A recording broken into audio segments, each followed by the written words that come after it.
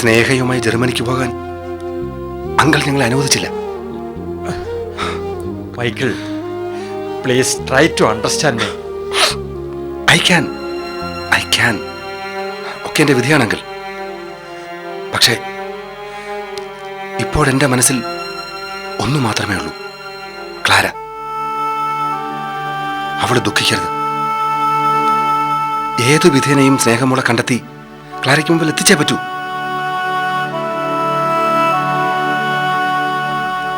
കുറച്ച് ദിവസത്തെ അടുപ്പേ ഉള്ളൂ എങ്കിൽ പോലും സ്നേഹമോളുമായിട്ടുള്ള വല്ലാത്തൊരു ആത്മബന്ധം അതെന്നെ ദുഃഖിപ്പിക്കുന്നുണ്ട് മൈക്കിൾ. അവളെ ഞാൻ എവിടെ പോയി അന്വേഷിക്കാനാണോ ഇനി? സ്നേഹമോളുടെ മിസ്സിങ്ങിന് പിന്നിൽ അഡ്വക്കേറ്റ് ശ്യാമപ്രസാദ് അല്ലേ? അതും അങ്കിളിന്റെ അറിവോടെ. നോ മൈക്കിൾ, താനും എന്നെ അവിശ്വസിക്കുകയാണോ? റിയലി എനിക്കറിയില്ലടോ. സ്നേഹമോൾ എവിടെയാണെന്ന് എനിക്കറിയില്ല.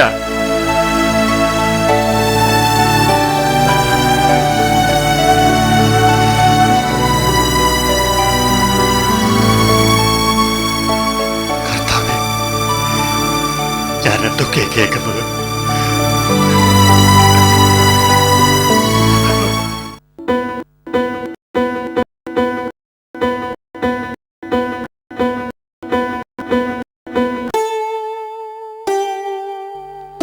കൊച്ചേ, മുറി പോയി കിടന്ന് ഉറങ്ങാൻ നോക്ക്. നീ ആരെ കാത്തിരിക്കുക? മണി 11 ആയില്ലേ? കെട്ടിയോനെ കാത്തിരിക്കുകയാണെങ്കിൽ വെറുതെയാ. വല്ല പോലീസുകാരും പിടിച്ച് അകത്തിട്ട് കാണും. അതും അല്ലെങ്കിൽ കൊച്ചിനും തള്ളക്കും കൂട്ടിരിക്കായിരിക്കും. അതോ മറ്റു വല്ലവളന്മാരടുത്താണെന്ന് ആർക്കറിയാം? എന്റെ പൊന്നു മോളെ, ആ CI ചോദിച്ചത് നീ കേട്ടതല്ലേ? കൊച്ചു നിന്റെയോ ക്ലാരയുടേതോ അത് രേണുകയുടെ തോന്നുന്നു. ഓ, കേട്ടപ്പോ തൊലി ഉരിഞ്ഞു പോയി. എന്നിട്ട് അവന് വല്ല കൂസലും ഉണ്ടായിരുന്നോ? അപാര തൊലിക്കട്ടി തന്നെ. ഭഗവാനേ. വന്നു. ഇത്രയൊക്കെ ആയിട്ടും ഉള്ളിൽ അവനോടുള്ള പ്രതിപത്തിയാ അതിന്റെ ആയി കിടന്ന് അനുഭവിക്കുന്നെ. ചെല്ല്, ചെന്ന് തുറന്നു കൊടുക്ക്. ചെല്ലേ.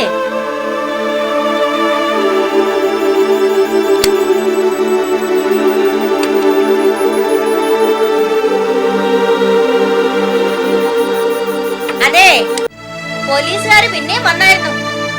ഇവിടെങ്ങാനും വന്ന് താമസിച്ചോളാൻ ഞാനങ്ങ് പറയാനിരിക്കായിരുന്നു. എപ്പോഴും എപ്പോഴുള്ള വരവെങ്കിലും ലാഭിക്കാലോ. അല്ലെങ്കിൽ ഒരു മുറി പോലീസ് സ്റ്റേഷൻ എഴുതി കൊടുക്കാം, വാടകയെങ്കിലും കിട്ടുമല്ലോ.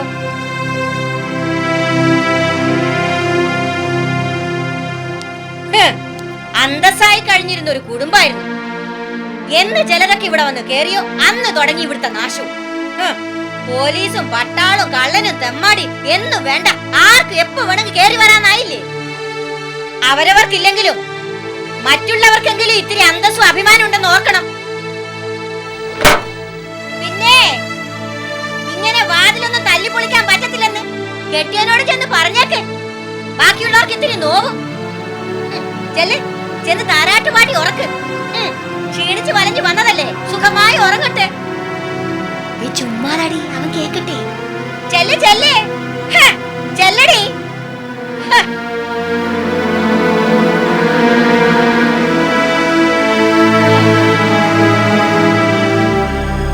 എന്നെ കൊണ്ട് ഇത്രേ പറ്റത്തുള്ളൂ.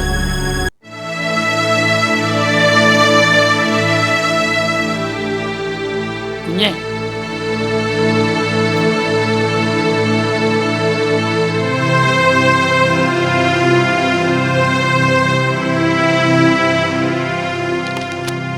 കുഞ്ഞേ, ആ ഫൈനാൻസുകാരനെ കൊണ്ട് ഇരിക്കപ്പുറത്തി ഇല്ലാതെ തുടക്കം മുതലേ ഇങ്ങനെ പലിശ മുടക്കിയാൽ ആകെ കുഴപ്പമാവും. ഇക്കണക്കിന് 2-3 മാസത്തിനകം അയാൾ കാറ് കൊണ്ടുപോകും, നോക്കിക്കോ. മനപ്പൂർവ്വം അല്ല ഫിലിപ്പോസേ, ബുദ്ധിമുട്ടായതുകൊണ്ടാ. ഉപ്പ് തൊട്ട് കർപ്പൂരം വരെയുള്ള കാര്യങ്ങള് മേടിച്ചല്ലേ പറ്റൂ. ഞാനിങ്ങനെ കിടന്നു പോയിട്ടില്ലായിരുന്നെങ്കിൽ. കാര്യം ശരി തന്നെ, എനിക്കെല്ലാം മനസ്സിലാവുന്നുമുണ്ട്. അതുപോലെ അല്ലല്ലോ അയാള്. കണ്ണിച്ചോര ഇല്ലാത്ത വർഗങ്ങളാ ഈ ബ്ലേഡുകാര്. താൻ ഒരു സഹായം കൂടി എനിക്ക് വേണ്ടി ചെയ്യണം. അത് ഒന്നുകൂടി പുതുക്കി വെച്ചിട്ട് ഇത്തിരി കാശൂടെ മേടിച്ചതാ. എന്നിട്ട് അതിൽ നിന്ന് പലിശ അടച്ചിട്ട് ബാക്കി വല്ലതും ഉണ്ടായി കിട്ടിയ വലിയ ഉപകാരമായിരുന്നു. നാളെ എനിക്ക് ഹോസ്പിറ്റലിൽ ചെക്കപ്പിന് പോകാനുള്ളതാ. അതിൽ നിന്ന് കിട്ടാവുന്നതിന്റെ മാക്സിമം ഞാൻ സാറിന് മേടിച്ചു തന്നത്. ഇനി ഒരു ചില്ലി കാശ് പോലും അയാൾ തരില്ല. പിന്നെ എന്ത് ചെയ്യും? ശാലിനി കുഞ്ഞിന്റെ സ്വർണം ഉണ്ടല്ലോ, അതും പണയത്തില്ല ഫിലിപ്പോസെ. ഒരു അപകടം പറ്റിയെന്നുള്ളത് നേരാ, അത് ദോഷകാലം കൊണ്ടാ. പക്ഷേ കുഞ്ഞ് ഈ കാണിക്കുന്നതൊക്കെ ആന മണ്ടത്തരമെന്നേ ഈ ഫിലിപ്പോസ് പറയത്തുള്ളൂ.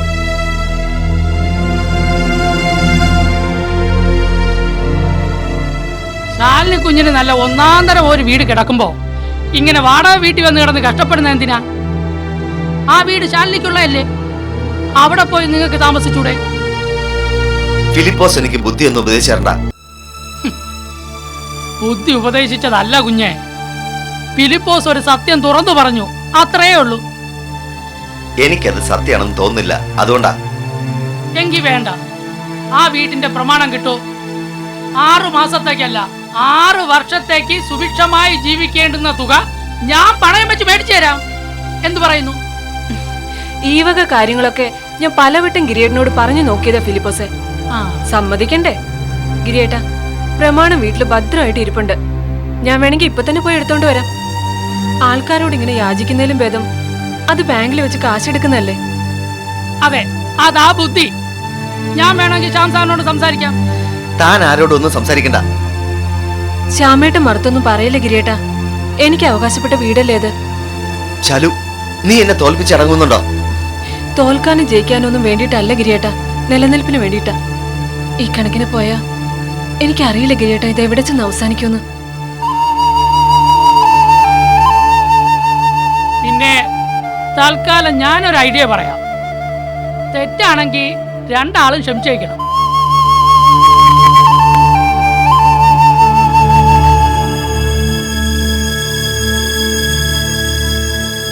ശാലിനി കുഞ്ഞിന് എന്തെങ്കിലും ഒരു ജോലിക്ക് ശ്രമിച്ചൂടെ?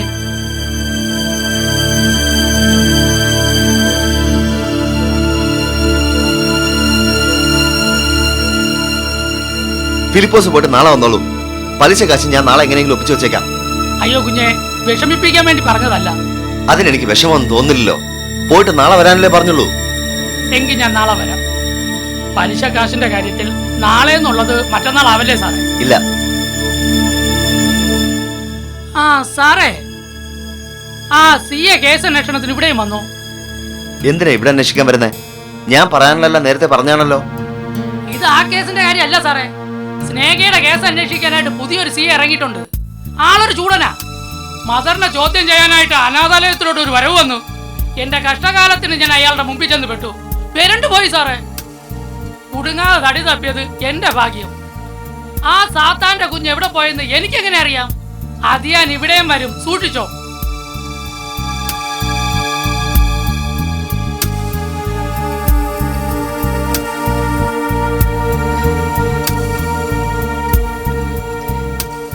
കുഞ്ഞെവിടെയുണ്ടെന്ന് വല്ല സൂചനയും കിട്ടിയ ഫിലിപ്പോസെ?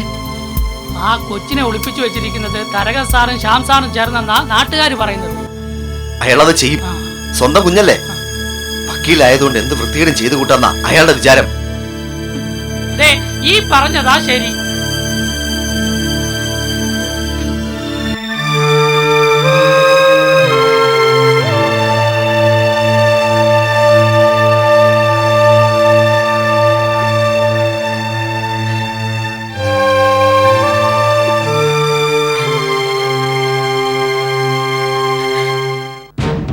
ക്ലാര പ്രസവിച്ച കുഞ്ഞിന്റെ ഘാതകനായിരുന്നിട്ട് പോലും മൈക്കിളിനോടൊപ്പം ജർമ്മനിയിലേക്ക് പോകാൻ ക്ലാര തയ്യാറായിട്ടുണ്ടെങ്കിൽ അത് സ്നേഹയെ നഷ്ടപ്പെടരുത് എന്നോർത്തിട്ട് മാത്രമായിരിക്കും.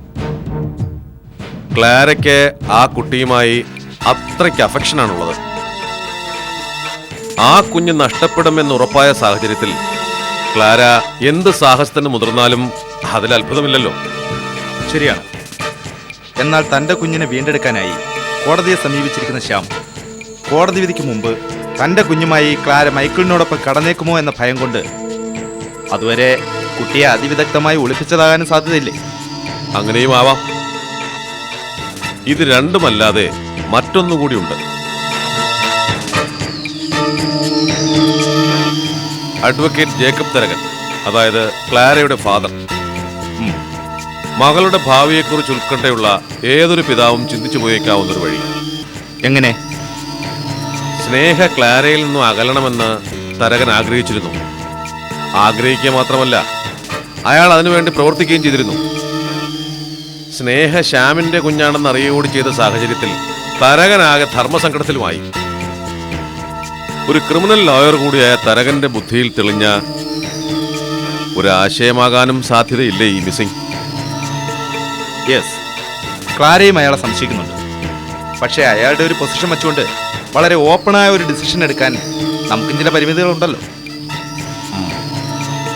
തൽക്കാലം വെയിറ്റ് ചെയ്യുന്നതാവും ബുദ്ധി. രഹസ്യമായ ഓരോരുത്തരുടെയും നീക്കങ്ങൾ ശ്രദ്ധിക്കുക. ഈ കേസുമായി ബന്ധമുണ്ടെന്ന് നമ്മൾ സംശയിക്കുന്ന എല്ലാവരുടെയും ഫോൺ ടാപ്പ് ചെയ്യാനുള്ള സംവിധാനം ഉണ്ടാക്കുക. ഫസ്റ്റ് ടൈം അത് തന്നെയാണല്ലോ നമ്മൾ ചെയ്തത്. That's good.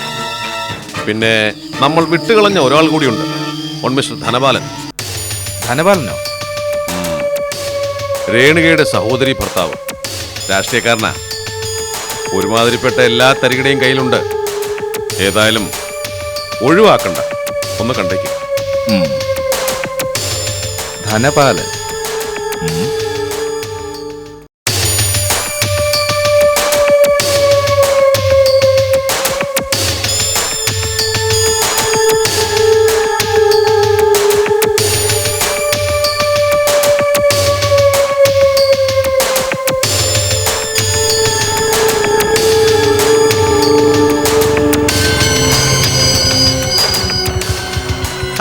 ചായ കുടിച്ചോ?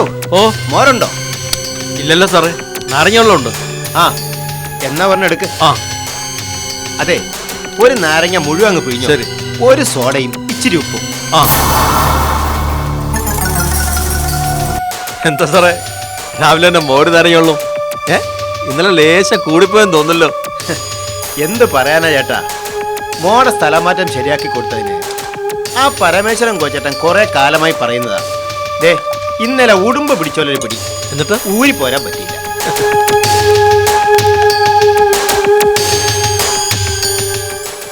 ആ കൊച്ചിന്റെ വിവരമെല്ലാം കിട്ടിയ സാറേ? ആ, എവിടുന്ന് കിട്ടാനാ? സാറിന് ഇത്ര പിടിപാടൊക്കെ ഉണ്ടായിട്ടോ? എന്തിനാ ചേട്ടാ നമ്മൾ വെറുതെ പുലിവാര് പിടിക്കാൻ പോകുന്നത്? കുടുംബത്തിന് പേരദോഷം വരുത്തിട്ട് ഇറങ്ങി പോയതല്ലേ അവൾ. ഭാര്യയുടെ അനുജത്തിയാണെന്നൊക്കെ സമ്മതിച്ചു എന്ന് വിചാരിച്ച് പിഴച്ചു പറ്റ കൊച്ചിന്റെ പിന്നാലെ നടക്കാനൊന്നും എന്നെ കിട്ടത്തില്ല. എനിക്ക് വേറെ പണിയുണ്ടേ എന്ന് വിചാരിച്ച് അന്വേഷിക്കാതിരിക്കുന്നത് ശരിയാണോ സാറേ? ഒരു സോഡ തന്നെ. പാവം, ആ നിർമ്മല ടീച്ചറോടി ഇല്ലാത്ത സ്ഥിതിക്ക് സാറല്ലാതെ പിന്നെ വേറെ ആരാ ഉള്ളത്? ആ തോന്നൽ ആർക്കും ഇല്ലായിരുന്നല്ലോ. അന്നേ എന്റെ വാക്കേട് ജീവിച്ചിരുന്നെങ്കിൽ ആ കുടുംബം ഇങ്ങനെ നശിക്കില്ലായിരുന്നു. എന്നാലും ആ കൊച്ചിനെ കൊണ്ടുപോയത് ആരായിരിക്കും സാറേ? സംശയിക്കാൻ എന്തിരിക്കുന്നു? ആ ശ്യാം തന്നെയാണെന്നുള്ള കാര്യത്തിൽ ആർക്കും സംശയിക്കേണ്ട കാര്യമില്ല. അത് അവന്റെ കൊച്ചാണെന്നല്ലേ പറയുന്നത്. അപ്പൊ അതുള്ളതാ അല്ലയോ സാറേ? പിന്നെ അല്ലാതെ, അവന് ലോട്ടറി അല്ലേ അടിച്ചിരിക്കുന്നത്, അതും ബമ്പർ. അതെന്താ സാറേ? ആ കണ്ട സ്വത്തുക്കളുടെയൊക്കെ ഒരേ ഒരു അവകാശമല്ലേ ആ കൊച്ച്. അവന്റെ പെണ്ണുപിള്ളയ്ക്കാണെങ്കിൽ പെറാനും കഴിയില്ല. ഒരു വെടിക്ക് രണ്ട് പക്ഷി. അപ്പൊ ആ കൊച്ചൊരു നിധികുംഭമാണ് അല്ലേ സാറേ? എന്നിട്ട് സാറെന്താ അങ്ങ് കണ്ണടച്ചു കളഞ്ഞത്? അതോ പൂച്ച പാല് കുടിക്കുന്ന പോലെയാണോ? താനാരാ? ഞാനോ? ഞാനൊരു പാവം പോലീസുകാരനെ. പേര് ഷാനവാസ്, CI ഷാനവാസ്. ആ, വന്നേ, ചോദിക്കട്ടെ. അതും കൊടുത്തേര്. കാശം തന്നേക്കാം. വാ.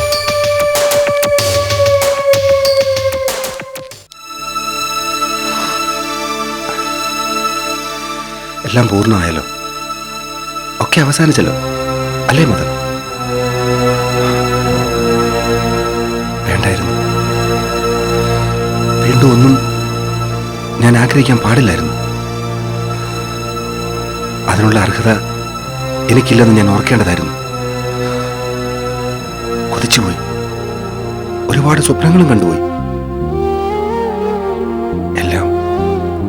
എല്ലാം പോയില്ലേ? മൈക്കിൾ, ഞാനല്പം വൈകിപ്പോയി അല്ലേ മദർ? മൈക്കിളിന്റെ സങ്കടം എനിക്ക് മനസ്സിലാവും. പക്ഷേ അതിലും വലുതല്ലേ മൈക്കിൾ ഇപ്പോ സംഭവിച്ചിരിക്കുന്നത്? ഒരു കൊച്ചു കുഞ്ഞ്, അവൾക്ക് എന്താണ് സംഭവിച്ചെന്ന് പോലും അറിയാതെ, എവിടെയാണോ എന്താണോ എന്ന് പോലും അറിയാതെ. അവൾ എവിടെയും പോയിട്ടുണ്ടാവില്ല മദർ. തരകനങ്ങൾ അറിയാതെ അവൾക്കൊന്നും സംഭവിച്ചിട്ടുണ്ടാവില്ല. മൈക്കിൾ എന്താണ് ഈ പറയുന്നത്?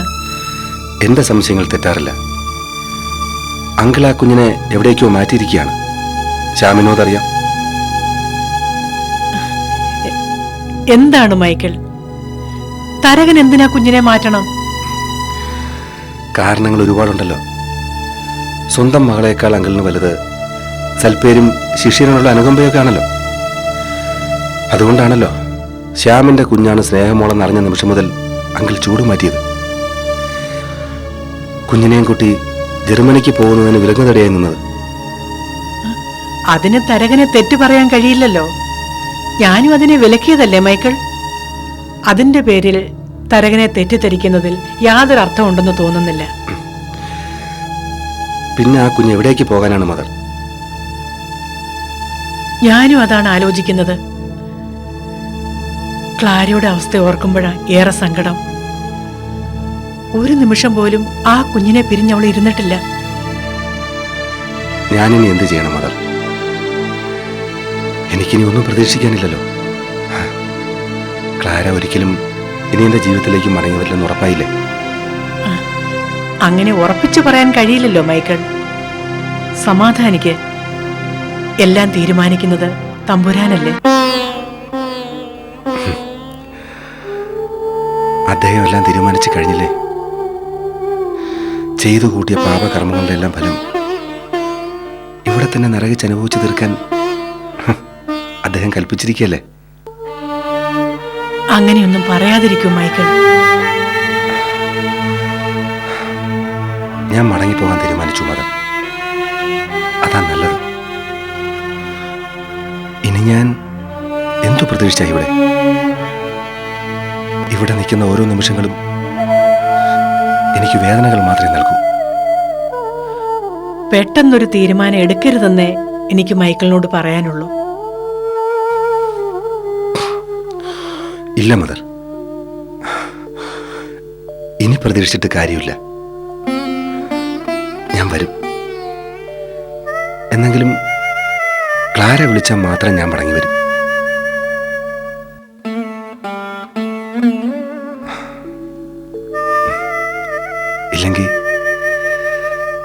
ഇല്ലെങ്കിൽ ഇനി ഒരിക്കലും ഞാൻ ഇങ്ങോട്ടില്ല.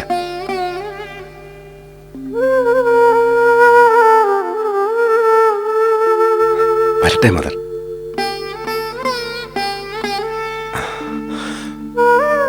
പോകുന്നതിന് മുമ്പ് ക്ലാര എനിക്ക് ഒരിക്കൽ കൂടി ഒന്ന് കാണണം.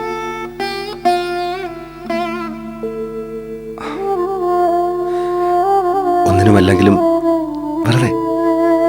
വെറുതെ ഒന്ന് കാണാൻ വേണ്ടി മാത്രം.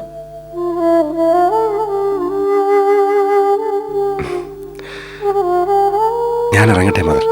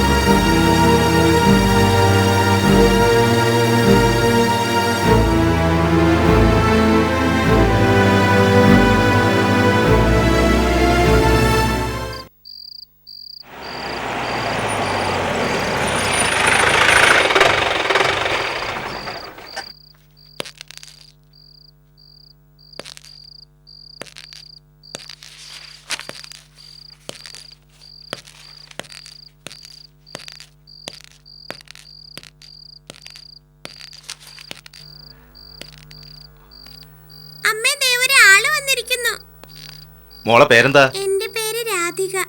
ആ, ഏത് ക്ലാസ്സിലാ പഠിക്കുന്നേ? 2ാ. ആഹാ, സാറായിരുന്നോ? ആ. മോളകത്തേക്ക് ചെല്ലും മോളെ. എന്താ സാറേ ഈ നേരത്ത്? അകത്തേക്ക് ഇരിക്കുക സാറേ. വേണ്ട, ഞാനിവിടെ നിന്നോളാം. സാറേ, ആ കാണാതായ കൊച്ചിനെ കുറിച്ച് എനിക്ക് ഒന്നും അറിയത്തില്ല സാറേ. ഞാൻ പറയുന്നത് സാറ് വിശ്വസിക്കണം. ദൈവത്തെ സാക്ഷി നിർത്തിയാ ഞാൻ പറയുന്നേ. ജീവിക്കാൻ വേറെ ഒരു മാർഗവും ഇല്ലാതിരുന്നപ്പോഴാണ് സാറേ ആ സ്കൂളിൽ ഒരു ജോലി കിട്ടിയത്. ആ കൊച്ചിനെ കാണാതായത് നിമിത്തം ഉള്ള പണിയും പോയി കിട്ടുമെന്നാ എന്റെ പേടി. സാറേ, ദയവ് ചെയ്ത് എന്നെ ശല്യപ്പെടുത്തല്ലേ സാറേ. അതിന് ജയകുമാരിയോട് ഞാനൊന്നും ചോദിച്ചില്ലല്ലോ. എന്നെ ചോദ്യം ചെയ്യാനായിട്ടല്ലേ സാറ് വന്നത്? ഏയ്, ഞാനിവിടെ അടുത്തൊരു വീട് വരെ വന്നപ്പോ വെറുതെ ഒന്ന് കയറിയെന്നേ ഉള്ളൂ. ഞാൻ വിചാരിച്ചു സാറിനെ ചോദ്യം ചെയ്യാൻ വന്നതായിരിക്കുമെന്ന്. എന്റെ മോളാണ് സത്യം. എനിക്കൊന്നും അറിയത്തില്ല സാറേ. ഇവിടെ വേറെ ആരുമില്ലേ? ഇപ്പൊ ഞങ്ങൾ രണ്ടാളും മാത്രമേ ഉള്ളൂ സാറേ. ഭർത്താവോ? ഓ, അതെന്റെ കാര്യം പറയാതിരിക്കാ ഭേദം. ലോറി ഡ്രൈവറാ, കൂപ്പിലാ ജോലി. വല്ലപ്പോഴും ഒക്കെ കേറി വരും. കിട്ടുന്ന കാശ് മുഴുവനും കള്ളുഷാപ്പിൽ കളയും സാറേ. എന്റെ കുഞ്ഞിനെ പഠിപ്പിച്ച് ഒരു കരയ്ക്ക് എത്തിക്കണമെന്നാ എന്റെ ആശ. ആ പണി കൂടി ഇല്ലാണ്ടായ പിന്നെ ആത്മഹത്യ വഴിയുള്ളൂ സാറേ. ദയവ് ചെയ്തെന്നെ ഉപദ്രവിക്കല്ലേ സാറേ.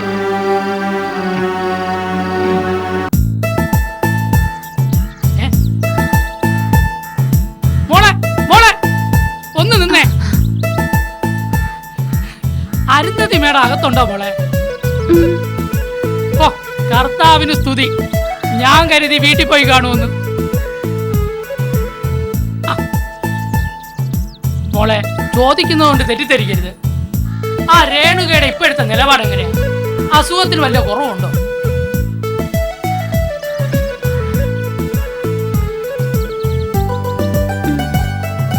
എന്താ മോളെ ഒന്നും മിണ്ടാത്ത? കർത്താവാണ് സത്യം. സ്നേഹ കൂടുതൽ കൊണ്ട് ചോദിച്ചു പോന്നതാ. അസുഖമൊക്കെ ഭേദമായി നേരെ ചൊവ്വ കാണാനുള്ള അതിമോഹം ഫിലിപ്പോസിനുണ്ടേ, അതുകൊണ്ടാ. എന്താ ഫിലിപ്പോസേ? മേഡോ, ഞാൻ ആ രേണുക കുഞ്ഞിന്റെ രോഗവിവരം ഒന്ന് തിരക്കുകയായിരുന്നു. മീനാക്ഷി അകത്തേക്ക് പൊയ്ക്കോളൂ. എത്ര ചോദിച്ചിട്ടും ആ കൊച്ചൊരു മറുപടിയും പറയുന്നില്ല. എന്തു പറ്റി മേഡം? അതിന് സംസാരിക്കാനുള്ള ശേഷിയില്ലാത്തതുകൊണ്ട്. ഓ, അപ്പോ അതിനെയും ചികിത്സിപ്പിക്കാൻ വേണ്ടിയായിരിക്കും ഇവിടെ കൊണ്ടുവന്ന് പാർപ്പിച്ചിരിക്കുന്നത് അല്ലേ മേഡം?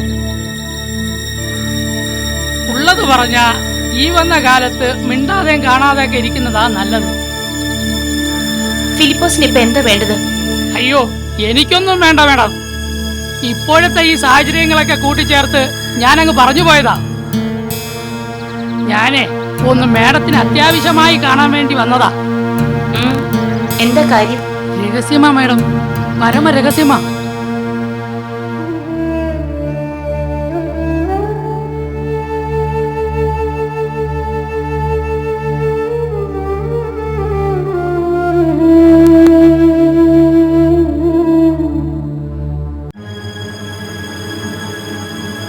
ആ, അരുന്ധതി മാഡം, എന്താ ഒരു മുന്നറിയിപ്പും ഇല്ലാതെ? രേണുകയ്ക്ക് എന്തെങ്കിലും? ഉണ്ട്, വിശേഷങ്ങളുണ്ട്. അവളുടെ വിശേഷങ്ങൾ അറിയാവുന്നത് മദറിനാണല്ലോ. മാഡം എന്തോ ഉള്ളിൽ വെച്ച് സംസാരിക്കുന്ന പോലുണ്ടല്ലോ. എല്ലാം ഉള്ളിൽ വെച്ചുകൊണ്ട് പുറത്ത് ഇങ്ങനെ ഒരു ഭാവം എടുത്തണിഞ്ഞ് ഇത്രയും കാലം അഭിനയിച്ചത് ഞങ്ങളാരുമല്ലല്ലോ. എന്താ മാഡം, ഇന്നോളം എന്നോട് ഇങ്ങനെയൊന്നും സംസാരിച്ചിട്ടില്ലല്ലോ. ഇല്ല, ഈ തിരുവസ്ത്രത്തോട് എനിക്ക് ബഹുമാനം ഉണ്ടായിരുന്നു.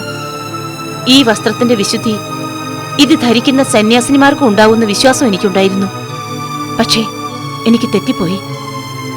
മദറാണ് എന്റെ ആ വിശ്വാസം ഇല്ലാതാക്കിയത്. മാഡം, എങ്ങനെ കഴിഞ്ഞു മദർ? പ്രാർത്ഥിക്കുന്ന നാവുകൊണ്ട് സത്യത്തെ വളച്ചൊടിക്കാനും ദൈവ ചൈതന്യം മാത്രം നിറയേണ്ട മനസ്സിൽ രഹസ്യങ്ങൾ ഒളിപ്പിച്ചു വെക്കാനും കഷ്ടം. ഞാൻ മാഡത്തെ ഒരിക്കലും കുറ്റപ്പെടുത്തില്ല. മാഡത്തിന്റെ സ്ഥാനത്ത് ഞാനായിരുന്നെങ്കിലും ഒരുപക്ഷെ ഇതിലും മൂർച്ചയേറിയ വാക്കുകൾ ഉപയോഗിക്കുമായിരുന്നു. പക്ഷേ മാഡം ഒരു കാര്യം മനസ്സിലാക്കണം. ഈ തിരുവസ്ത്രത്തിന്റെ വിശുദ്ധി ഒരു സന്യാസിനിമാരും ഒരിക്കലും കളങ്കപ്പെടുത്താറില്ല. പ്രാർത്ഥിക്കുന്ന നാവുകൊണ്ട് സത്യത്തെ വളച്ചൊടിക്കാറുമില്ല. പിന്നെ രേണുകയെ സംബന്ധിക്കുന്ന രഹസ്യങ്ങൾ ഇത്രയും കാലം മദർ ഒളിപ്പിച്ചു വെച്ചതോ? അവളുടെ കുഞ്ഞ് ജീവിച്ചിരിക്കുന്നു എന്ന സത്യം എല്ലാവരിൽ നിന്ന് മറച്ചു വെച്ചതോ?